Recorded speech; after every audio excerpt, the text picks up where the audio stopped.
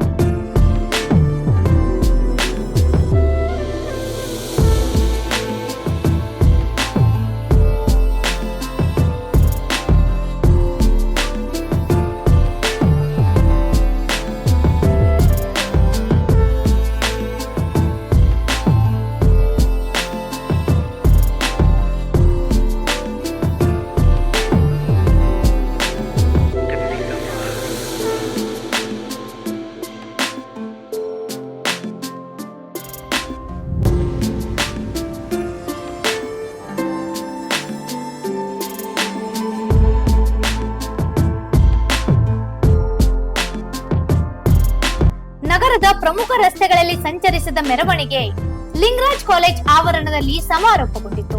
ಇಲ್ಲಿ ಭಕ್ತರಿಗಾಗಿ ಮಹಾಪ್ರಸಾದ ವ್ಯವಸ್ಥೆ ಮಾಡಲಾಗಿತ್ತು. ಇಂಥ ಇನ್ನೂ ಅಪ್ಡೇಟ್ಗಳಿಗಾಗಿ ಫಾಲೋ ಮಾಡಿ ವಾಯ್ಸ್ ಆಫ್ ಇನುಗ್ರಾಮ್ಗೆ.